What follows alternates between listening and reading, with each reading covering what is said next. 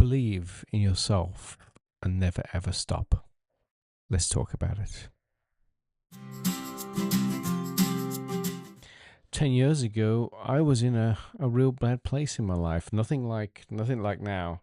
Um, but back in that time, in those horrible times, I never, ever, ever stopped believing in myself. I would wake up every day and say, "You can do this. You can pull through this situation. You can pull the ends together. You can keep on learning. You can keep on growing. You can keep on surviving." And survival was probably the hardest thing to do at that time. Honestly, I was living in Florida. Florida can actually get really, it gets really hot. It can also get really cold. I couldn't afford to run the heat, so I would shake on the floor. Why was I shaking on the floor? Because I couldn't also afford a bed as well, and I couldn't afford blankets. I was just on the floor shaking. And it gets hot during the day, obviously, and I couldn't afford to run the AC ever. I couldn't even afford to run the hot water. I'd turn the hot water on once a week, I think, or something like that. Turn it off at the breaker and then turn it back on when I needed hot water. But the rest of the time, I would go with that hot water. And the AC, I would run AC maybe for about 5 minutes a day. That was my break time. I would, stand in front of the AC vent like this, like a big like spider, and absorb the AC for like 5, 10 minutes or something, and turn it back off. It was hard. I found the cheapest way to eat was on cheese sandwiches, and it was atrocious for my health. I found out the cheapest way to survive, because in a situation when you have nothing, all you have is to stay alive, then eating bread and cheese was actually the cheapest way to feed myself. So that's what I would do: is I would buy a block of cheese and some bread, and that's what I'd eat all day. One cheese sandwich a day. I barely had the energy to operate. Let's say it was a really unhealthy lifestyle. I think I lost about 20 pounds. Never went to the gym. Everyone thinks, I've been going to the gym forever. No, and I didn't go to the gym during that time. If I went to the gym during that time, I probably would have passed out and died on the floor of the gym, I imagine. You know, it was the hardest time of my life, but I never stopped believing in myself. And it's not egotistic. It's not narcissistic. People are going to throw all these words at you if you say you're believing in yourself. No, it's survival. Because in your hardest times, who's going to be there for you other than yourself?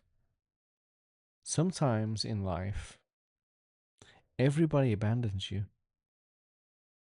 Sometimes in life, like I was 10 years ago, you are completely alone.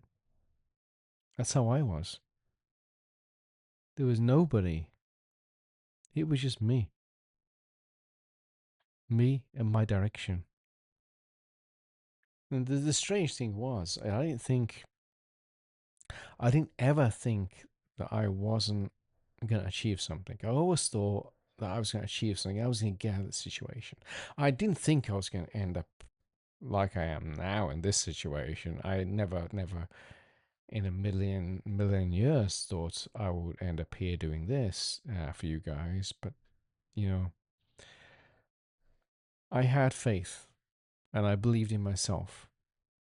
And I would have my routines. I would walk to church all the time. It took me an hour to walk to church, an hour to walk back, and sometimes I'll get wet. Quite often I'll get cold.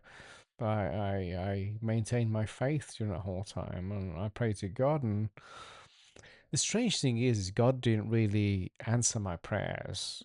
You know, He gave me an alternate solution, shall we say? Because the things I wanted back then was not really this life.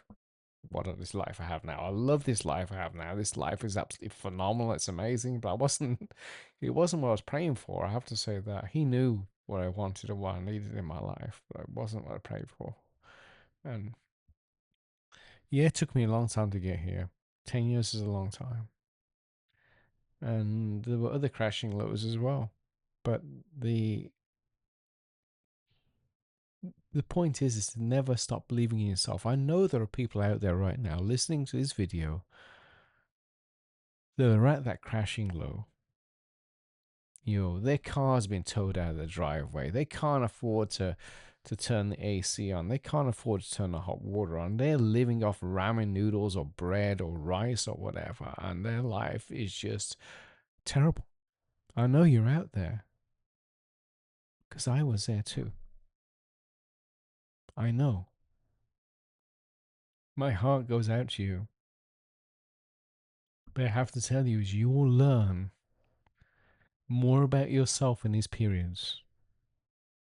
And you will learn more about survival in these periods than anyone or anything could ever teach you. And it sucks, but you have to somehow go through these hard times to experience the beauty and the wonder of life. And honestly, it taught me having nothing taught me a lot about money. It's really weird. Today I have the attitude that once you pay your bills, if you have $1 left over, or you have $10 million left over, or $2 million left over, whatever, it doesn't matter. Money doesn't matter. And I wish people would realize that money's stupid. Money doesn't matter because once you have enough to survive, that is all you need. In fact, the best thing to do once you have enough to survive is give the rest to people who are going through the hard times.